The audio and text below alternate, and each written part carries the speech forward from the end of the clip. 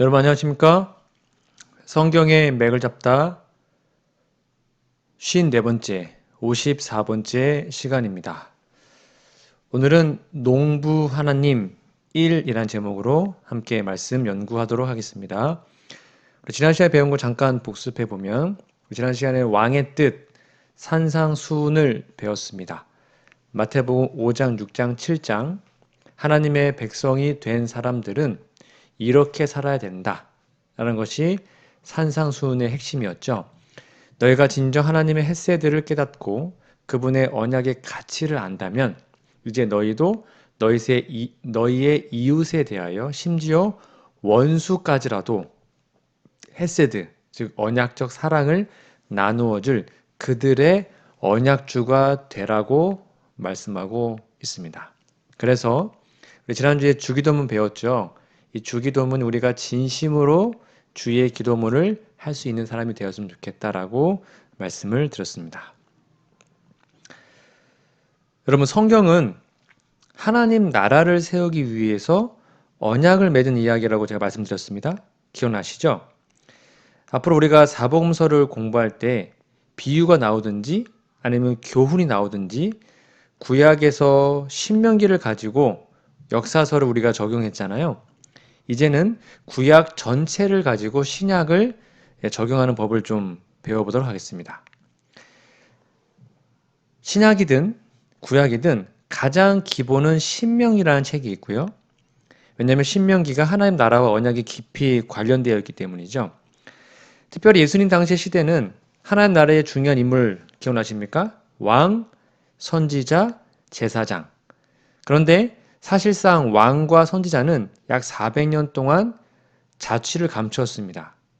나라를 망했고 왕이 없어졌고 선지자가 없었습니다. 400년 동안 계시가 없었거든요. 그래서 로마의 압제를 받았죠. 그냥 제사장직만 겨우 명맥을 유지했습니다. 근데 그나마 다윗 왕조를 유지하던 율법의 정신들은 다 사라지고 그냥 껍데기만 남은 시대가 예수님 당시 시대였다고 이해하시면 돼요. 그러니까 신명기의 객과 고아와 가부를 위한 언약법, 땅에 관한 법, 안식년, 희년 뭐 이런 것들이 다 사라지고 그냥 형식만 남아있는 그런 시대였다는 거죠. 그래서 예수님이 이 땅에 오셔서 초림하시고 하나님의 나라가 가까웠음을 선포하시면서 하나님의 원래의 뜻이 무엇인지 비유와 교훈을 통해서 알려주고 계십니다. 먼저 마가복음 4장 30절에 보면 또 가라사대 우리가 하나님 나라를 어떻게 비교하며 또 무슨 비유로 나타낼까? 그러니까 하나님 나라를 좀 설명하고 싶은데 무슨 비유로 그 천국을 설명할 수 있을까? 이렇게 말하는 것입니다. 그래서 제가 말씀드린 것처럼 마태복음은 천국의 비유들이 많이 나오잖아요. 그게 마태복음 13장에 나오는데 또 뒤에 가서 공부할 겁니다. 시대소망 333페이지 이런 말씀이 있습니다. 예수께서 갈릴리 바닷가에서 잘 아는 예증으로 당신의 나라의 성질과 그 나라가 건설되는 방법에 대해서 백성들에게 다시 설명하시면서 최초의 비유를 말씀하셨다. 예수께서는 자신의 사업을 씨 뿌리는 자의 일에 비유하셨다. 그리고 당신 나라의 성장을 겨자씨의 생장과 가루 서말 속에 넣은 누룩의 영양에 비유하셨다라고 기록합니다. 예수님은 씨 뿌리는 자로 이 땅에 왔다는 것입니다. 이건 이제 차근차근 공부할게요. 그거에 앞서서 먼저 마태복음 20장에 나오는 비유를 좀 볼게요. 품꾼의 비유 여러분 아시죠? 천국은 마치 품꾼을 얻어 포도원에 들여보내려고 이른 아침에 나간 집 주인과 같으니 라고 시작하는 품꾼의 비유가 나옵니다. 이게 이제 보통적인 이름인데 사실 이 비유를 품꾼의 비유로 부르면 안 되는 것 같습니다. 왜냐하면 이 비유에서 마태는 뭘 설명하고 있냐면 천국, 즉 하나님의 나라는 품꾼을 얻어 포도원에 들여보내라고 이른 아침에 나간 뭐와 같다 그랬어요? 집 주인과 같다고 합니다. 그러니까 여기서는 품꾼이 포인트가 아니고요. 포도원 주인, 집 주인이 중요한 핵심입니다.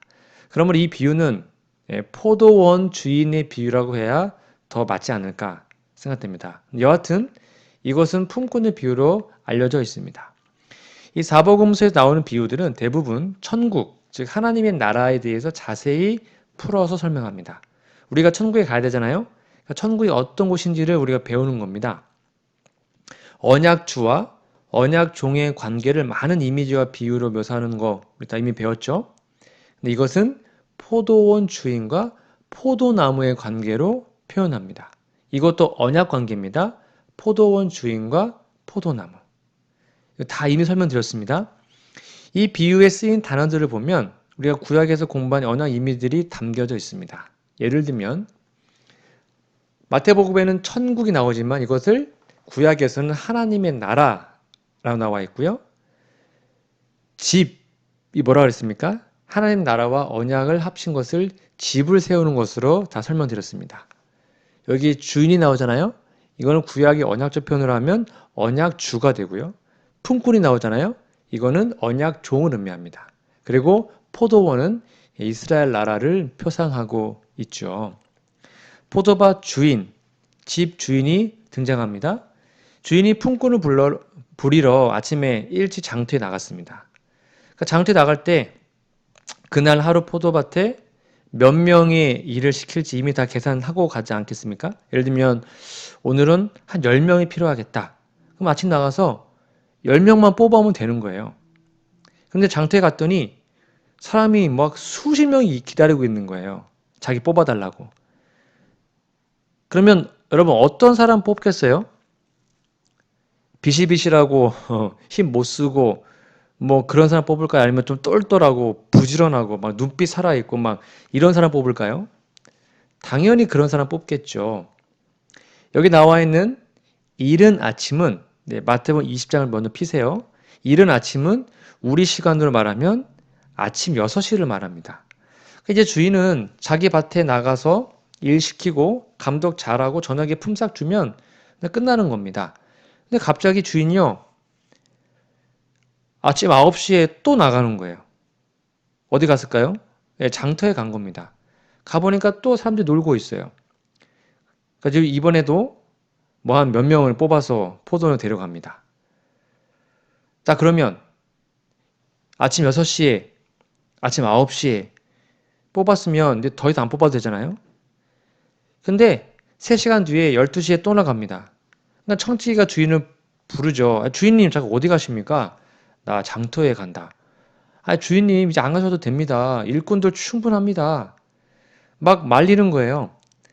이 주인이 하는 행동은 우리가 흔히 하는 말로 인건비가 나와요, 안 나와요? 안 나와요. 손해보는 겁니다. 그런데 주인은 12시에 나가서 또 데리고 와요. 근데 여기서 끝날 줄 알았더니 주인이 또 몇 시에 나가요? 오후 3시에 나가고 오후 5시에 또 나가는 거예요. 6시면 끝나는데. 여러분, 오후 5시에 딱 나가봤더니 거기에 몇 명 남아있을까요? 아마 별로 안 남아있을 거예요. 드디어 그 주인이 다 데리고 온 다음에 일을 시키고 6시에 품삯을 계산해 주는 장면이 나옵니다. 그래서 이 비유의 첫 구절이 뭐라고 했어요? 천국이 도대체 뭐냐? 천국은 어떤 장소가 아니에요. 마치 품꾼을 얻어 포도원에 들여보내려고 이른 아침에 나간 집 주인과 같다. 천국의 곧 집 주인하는 것입니다. 집 주인이 천국이에요. 이 주인의 마음에, 이 주인의 품성에 천국이 담겨 있는 것입니다. 이 주인이 이 일꾼들을 다시 불러올 때마다 품삯을 얼마를 주기로 약속했습니까? 네, 한 데나리온. 뒤에 온 사람들은 그 약속 안 했고요. 그럼 그 약속 다 지켰을까요? 네, 다 지켰습니다. 그 당시에 일용직 노동자들이 하루 일당이 한 데나리온입니다. 하루 일당 한 데나리온의 가치는 한 5명의 식구가 하루 먹을 식량을 살 수 있는 돈이었습니다. 제법 크죠? 그러니까 한 데나리온으로 한 가족이 하루 세 끼 입에 풀칠할 수 있는 식량을 사는 거예요. 지금 이 포도맛 주인의 관심은 비즈니스가 아니에요. 내가 얼마나 일 잘하는 사람을 효율적으로 고용해서 일을 잘 시키고 막 몇천 평 되는 포도밭을 잘 가꾸어서 이익을 극대화하느냐 관심 있어요, 없어요? 없어요. 새벽 6시에 나가서 그날 필요한 일거리를 다 뽑아왔는데 그렇게 딱 뽑은 다음에 뒤로 딱 돌았으니까 뽑히지 못한 사람들의 그 눈빛이 자꾸 어른어른 하는 거예요. 그 어떠한 시선이었을까요? 아마 여러분 혹시 노가다 가셔서 이렇게 뽑히거나 안 뽑혔던 그런 경험 있으신가요? 그날 노가다를 갔는데 자기를 아무도 안 뽑아줘요. 그러면 그 남아있는 사람들은 이렇게 생각한답니다. 야, 좋겠다. 오늘 가서 일을 할 수 있으니 내일 따뜻한 밥 먹겠구나. 이렇게 부러움의 눈빛으로 막 바라보는 겁니다. 그 주인을요. 근데 일터로 팔려가지, 즉 일을 못하는 그 아버지들, 가장들은 아, 내가 오늘 일을 못하면 우리 집 식구들은 내일 굶겠구나. 그러니까 그런 막 부러움과 아쉬움의 눈빛으로 주인의 등을 막 쳐다보고 있는 거예요. 그 주인이 새벽 6시에 일꾼 데려온 다음에 그들의 남겨져 있는 사람들의 한숨과 애절함과 걱정, 그들의 눈빛 자꾸 떠오르는 것입니다.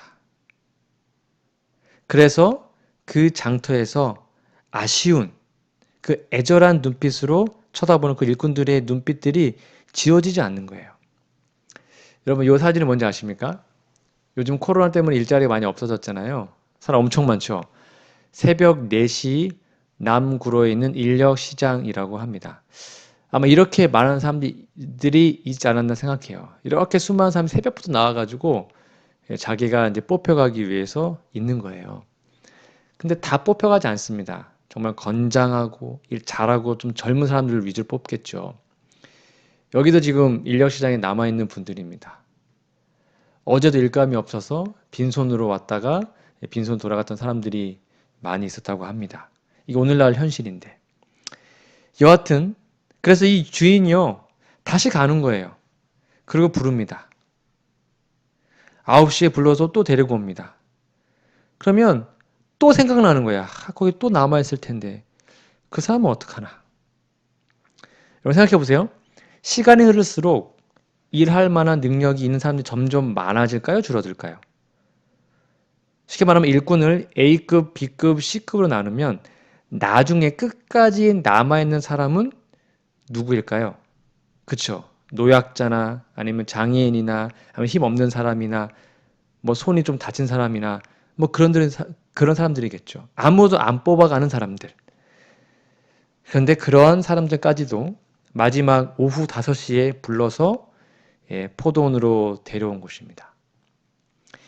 이 마음이 곧 집주인의 마음이었고 그 마음이 곧 천국이라는 거예요. 이 주인은 마음속에 헤세드, 즉 언약적 사랑이 막 솟아오르는 사람이었어요.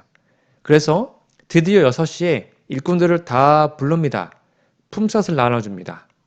그리고 나중에 온 사람부터 제일 처음 온 사람까지 똑같이 한 데나리온씩을 줍니다. 이게 오늘날 우리의 상식으로는 이해되지 않아요. 어떻게 1시간 일한 사람과 새벽 6시부터 12시간 일한 사람과 똑같이 줍니까? 다르게 줘야죠. 세상적인 생각으로는.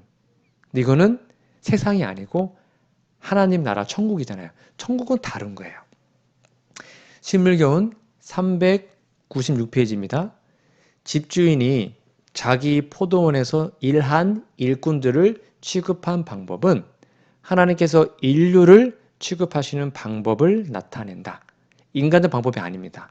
이 방법은 한간에 널리 퍼져 있는 사람들의 관습과는 달랐다. 이 세상 사업에서는 일한 분량에 따라 보수를 준다. 열심히 일하면 많이 주는 거죠. 품꾼들도 자기가 일한 만큼의 삭을 받을 줄로 기대한다. 그러나 이 비유에서 그리스도께서는 이 세상 나라가 아닌 당신의 나라의 원칙을 설명하고 계셨다. 그리스도께서는 어떤 사람의 기준의 지배도 받지 않으신다.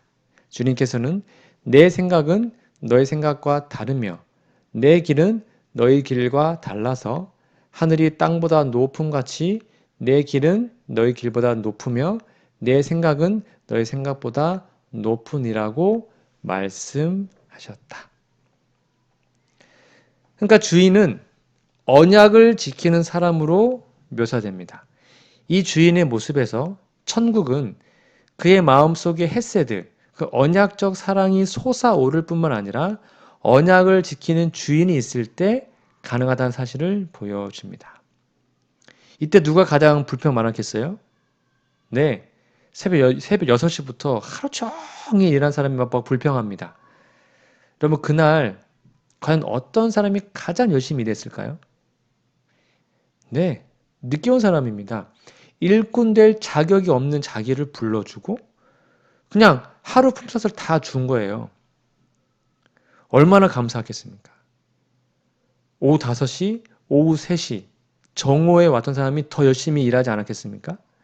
아마 그 다음날 그 모든 사람들이 다 똑같이 포도원에 와서 일하라고 한다면 누가 가장 열심히 일할까요?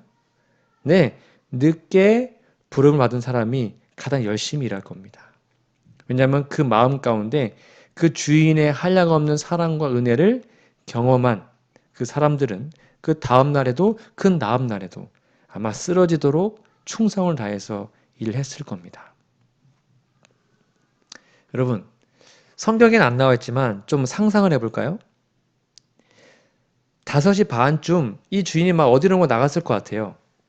여러분 어디 갔을까요?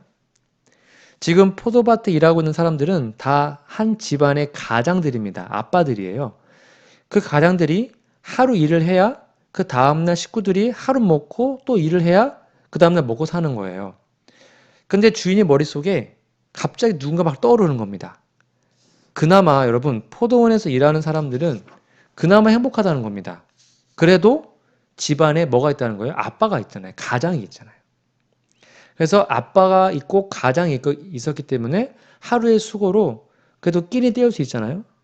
근데 어떤 집에는 가장이 없어요. 아빠가 없어요. 남편이 없어요. 그런 집이 많았을까요? 있었겠죠. 과부들, 고아들. 만약 이 포도원 주인이요. 신명기의 언약과 율법의 정신을 가진 사람이고 헤세드, 그 언약적 사랑이 충만한 사람이었다면 그때 집안에 아버지가 없고 남편이 없어서 하루 종일 굶주린 배를 움켜쥐고 있는 고아와 과부들 생각나지 않았겠습니까? 여러분 그 말씀이 신명기 14장 29절에 나옵니다. 너희 중에 분깃이나 기업이 없는 레위인과 내 성중에 거류하는 객과 및 고아와 과부들이 와서 먹고 배부르게 하라. 그리하면 내 하나님 여호와께서 내 손으로 하는 범사에 내게 복을 주시리라. 어쩌면 상상이지만 그날 아침 읽었던 신명기 말씀을 보다 적극적으로 실천하기 위해서 어디론가 길을 떠나지 않았을까요? 신명기 23장 24절입니다. 내 이웃의 포도원에 들어갈 때에는 그러니까 누구나 포도원에 들어갈 수 있었습니다. 마음대로 그 포도를 배불리 먹어도 된다. 그게 법이었어요. 그러나 그릇에 담아가면 안 되고요. 내 이웃의 곡식 밭에 들어갈 때는 내가 손으로 그 이삭을 따도 상관없어요. 그러나 내 이웃의 곡식 밭에 낫을 대지는 말지니라. 그러니까 이 말씀을 따라 여러분 배고픈 자들은 누구나 아무나 이 주인이든 누구든 포도원에 들어가서 배불리 먹어도 됐습니다. 그 합법이었습니다. 그런데 그것도 못하는 부끄러움 때문에 면목이 없어서 염치가 없어서 그것도 못하는 과부들과 고아들도 있었겠죠. 아니 그보다도 이 주인은 그 언약적 사랑이 너무 풍부해서 남음과 구제의 정신을 잊어버리고 자기 배만 채우기에 급급했던 포도원 문을 걸어 잠근 어떤 주인들이 아니었고 포도원 근처에도 못 왔던 사람들을 직접 찾아다니는 주인이지 않았을까요? 그리고 막 외치는 거예요. 여러분, 오늘 하루를 굶은 사람들 누구나 다 나의 포도원에 와서 배를 채우십시오. 말씀대로 괜찮습니다. 먹어도 됩니다. 그리고 이 포도원의 주인의 비유는 아마 이렇게 끝나야 정상 아니겠습니까? 마침내 이 포도원의 주인은 파산했다. 물론 파산 안 했겠지만 낭비된 사랑, 파산한 사랑. 그것이 바로 하나님의 사랑이에요. 나에게 모든 것을 주신 그 하나님의 사랑을 깨달을 때에 내 자신의 모든 것을 나눌 수 있는 것. 그게 바로 언약을 경험한 사람들의 모습인 거죠. 이것이 바로 헤세드의 정신입니다. 우리가 꿈꾸던 천국이죠. 하나님 나라의 주인의 마음이라고 예수님은 비유로 말씀하고 있습니다. 베풀어주고 나누어주고 자신의 모든 걸 생명까지도 나누는 사랑. 그것이 바로 천국의 의미입니다. 여러분 이런 곳에 가고 싶으시죠? 우리도 이런 사람이 돼야 그곳에 갈 수 있는 겁니다. 그런데 이 비유와 한 비유를 좀 연결해 볼까요? 이 포도밭 주인이요. 그렇게 해서 이 포도밭을 짓더니 갑자기 이상한 행동을 하는 겁니다. 누가복음 13장으로 가볼까요? 여러분 그렇지 않아도 이런 식으로 일을 하면 점점 파산될 텐데 그런데요. 누가복음 13장 6절에 보면 이런 말씀이 있습니다. 이에 두 비유를 한번 연결해 본 겁니다. 이에 비유로 말씀하신 한 사람이 포도원에 여기도 포도원이 나오네요. 포도원에 무화과 나무를 심은 것이 있더니 와서 그 열매를 구하였으나 얻지 못하니라. 여러분 포도원에 포도 심어야 되는 거 아니에요? 근데 왜 포도원에 무화과 나무를 심었죠? 이 포도원 주인이요 갑자기 포도나무를 막 뽑아내는 거예요. 그리고는 무화과를 심기 시작했습니다. 이거 되게 이상한 거거든요. 여러분 무화과의 가치는 포도의 5분의 1밖에 되지 않습니다. 포도가 훨씬 더 가치 있었습니다. 포도는 1년에 딱 한 번 따죠. 무화과는 1년에 5번 정도 딴다고 합니다. 근데 무화과는 워낙 싸고 많이 달리기 때문에 포도 농사에 비해서 수입이 5분의 1밖에 안 됐대요. 그 말은 뭐예요? 포도를 뽑고 무화과를 심는 순간 이 주인은 적자를 보는 거예요. 근데 그나마 무화과가 빨리 자라서 열매를 맺으면 좋은데 보니까 이 무화과 나무가요. 열매도 맺지 못하는 겁니다. 몇 년 동안 못 맺은지 아세요? 3년. 보세요. 13장 7절 포도원 지기에게 이르되 내가 3년을 와서 이 무화과 나무에서 열매를 구하되 얻지 못하니 찍어버리라. 어찌 땅만 버리게 하겠느냐. 여러분 우리가 이 비유를 좀 제대로 이해하려면 그 당시 성경 시대에 가장 소중하게 여기는 것이 뭔지를 좀 알아야 됩니다. 여러분 성경 시대, 즉 구약과 신약 시대에 가장 가치 있는 것은 돈이나 권력이 아니라 명예였습니다. 그들은 명예를 가장 소중히 여겼습니다. 예를 들면 어떤 사람이 어떨 때 가장 명예스러울까요? 농부는 농부다울 때 명예스럽고 어부는 어부다울 때 명예스러운 겁니다. 예를 들면 농부는 농사 잘 지어서 풍년이 나면 그건 제일 명예로운 거예요. 어부는 그물을 던져서 고기가 많이 잡히면 그건 명예스러운 것입니다. 목수는 나무로 뭔가 잘 만들어서 탄탄하고 튼튼하게 만들 때 그게 명예스러운 것입니다. 그러니까 이 주인이요. 포도밭에 무화과를 심어놓고 열매 없이 몇 년 동안요? 3년 동안. 이 3년 동안 기다리는 것은 엄청난 불명예였습니다. 농사를 졌는데 열매가 전혀 없어요. 3년 동안. 그럼 남들 뭐라 그랬어요? 야, 저 사람 농사 진짜 못 지는다. 그랬지 않았을까요? 여러분 레위기 19장 보면 재밌는 말이 있습니다. 여기 보시면 너희가 그 땅에 들어가 각종 과목을 심거든. 이게 이제 레위기에 나와 있는 법이었는데요. 그 열매는 아직 할례 받지 못한 것으로 여기되 곧 3년 동안 너희는 그것을 할례 받지 못한 것으로 여겨 먹지 말 것이요. 그러니까 처음에 뭔가 나무를 심으면 3년 동안은 못 먹는 거예요. 그리고 넷째 해에는 그 모든 과실이 거룩하니 여호와께 드려 찬송할 것이고 그 다음에 다섯째 해에는 그 열매를 먹을지니 그러니까 5년 뒤에 먹는 거네요. 그리하면 하나님의 너희에게 그 소산이 풍성하리라. 나는 너희 하나님 여호와이니라. 여러분 할례가 언약의 표징인데 여기 보니까 3년 동안은 할례 받지 못했으니까 못 먹는데요. 그러니까 3년 동안은 부정한 겁니다. 그래서 열매가 열려도 따먹으면 안 돼요. 다 밑에도 이제 내린 거죠. 그리고 4년째는 어떻게 하는 거예요? 그 과실이 거룩하니 여호와께 드려 찬송을 합니다. 그리고 드디어 5년째 그 열매를 먹을 수 있었습니다. 만약 이런 제도가 그대로 지켜졌다면 추측하는 겁니다. 이 농부가 이 무화과 나무를 심어 놓고 3년을 기다렸는데 열매가 없다. 말은 5년째부터 수확이 가능했으니까 실제로는요. 앞에 4년, 뒤에 3년, 약 7년 동안 아무 열매도 따지 못했다는 말이 될 수도 있죠. 그러니까 7년을 기다린 거예요. 7년. 자, 그러면 여기 이 농부의 모습은 뭘까요? 이 농부의 모습은 별 값어치 없는 무화과 나무로 표상된 우리들. 이 무화과 나무가 우리들이거든요. 우리들을 하나님의 포도밭에 심어 놓으시고 열매 맺기를 간절히 기다리시는 하나님의 헤세드, 언약적 사랑을 보여주는 겁니다. 그러니까 하나님은 지금도 우리에게 이렇게 하시는 거예요. 올해 내년에는 열매를 맺겠지. 그래 아직 어리니까 대학생 되면 열매 맺겠지. 군대 갔다 오면 믿음 성장하겠지. 결혼하면 믿음이 더 자라나겠지. 하시면서 이제나 저제나 우리가 아름다운 열매 맺기를 기다리시는 불명예를 안고 수치를 당하시면서 기다리시는 농부 하나님의 모습입니다. 여러분 우리가 구약 공부할 때 성경은 하나님과 사람 사이의 언약을 설명하기 위해서 온갖 관계들을 다 동원한다 배웠죠.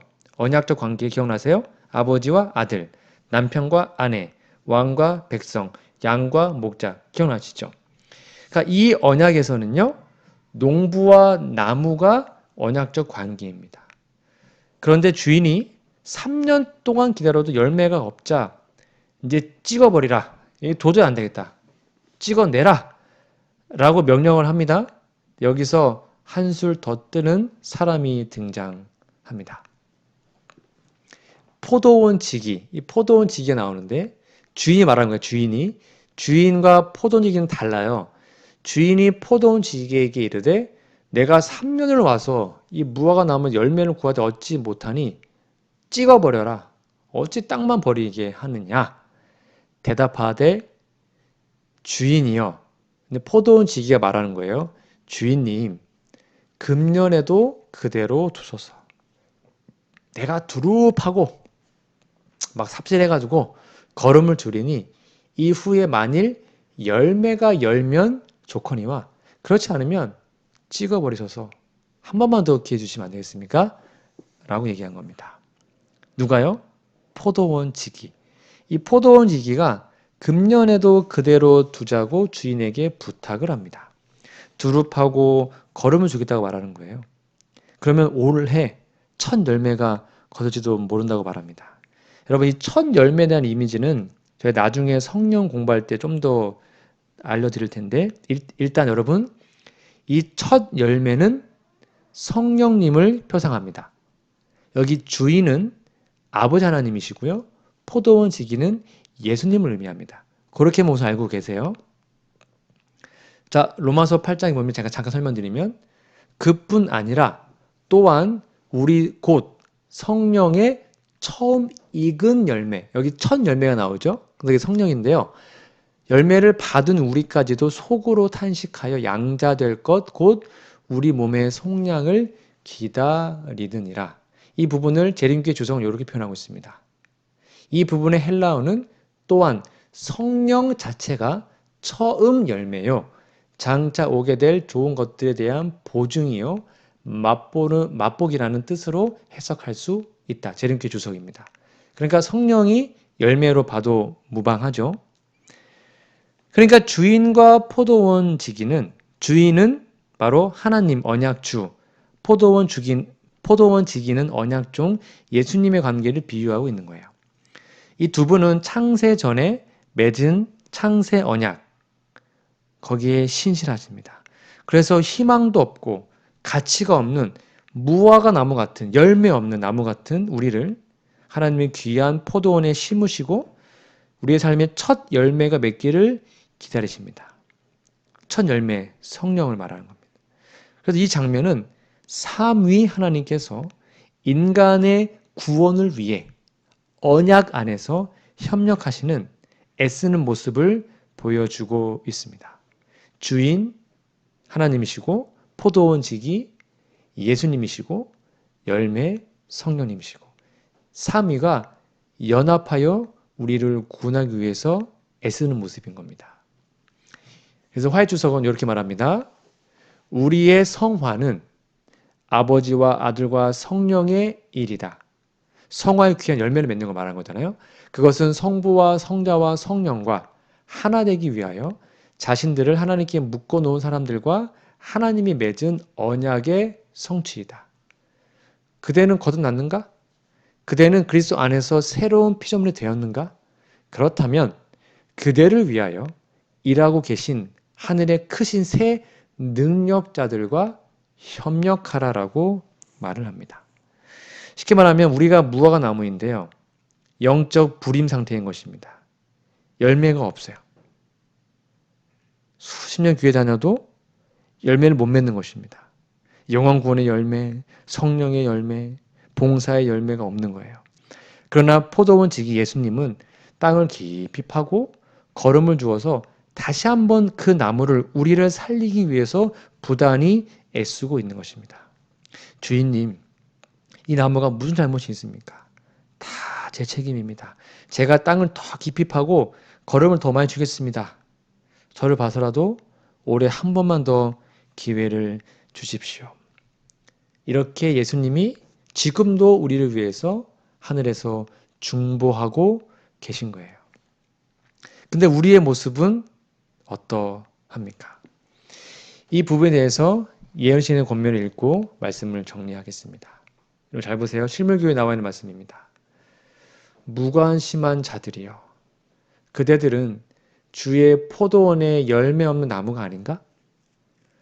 운명을 결정하는 말이 오래지 않아 그대들을 향하여 선고되지 않겠는가? 그대들은 얼마나 오랫동안 하나님의 선물을 받아왔는가?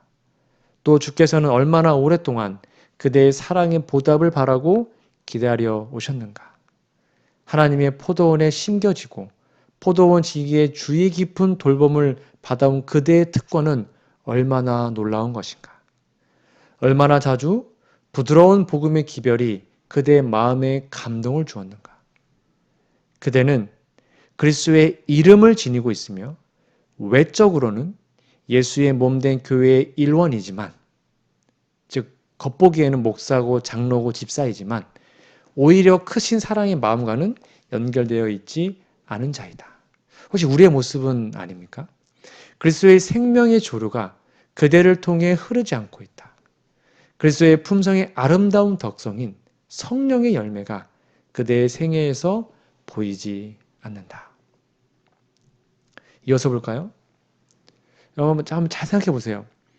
그대는 아마 희미하게나마 그대가 땅만 못쓰게 하는 자임을 알고 있을 것이다. 그러나 하나님께서는 몹시 자비로우시기 때문에 아직 그대를 찍어버리지 않고 계신다. 그는 그대를 냉정한 눈으로 보시지 않으신다. 그는 무관심하게 그대에게서 돌아서지 아니하시며 그대가 죽도록 내버려 두지도 아니하신다.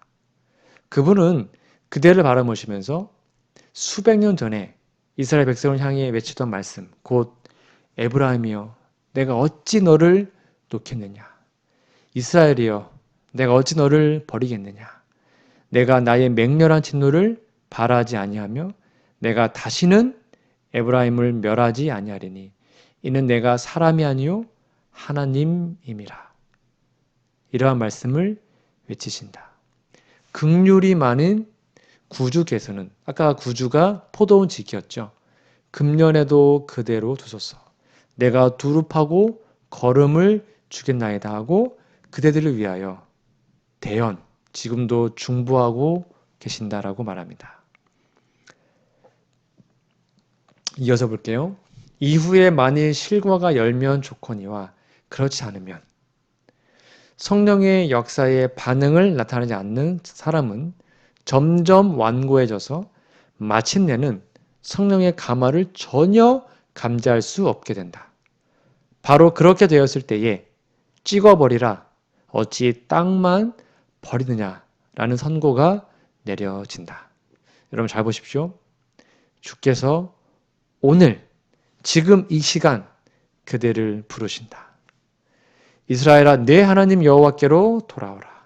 내가 저희의 패역을 고치고 즐거이 저희를 사랑하리니 내가 이스라엘에게 이슬과 같으리니 저가 백합화 같이 피겠고 레바논 백향목 같이 뿌리가 박힐 것이라.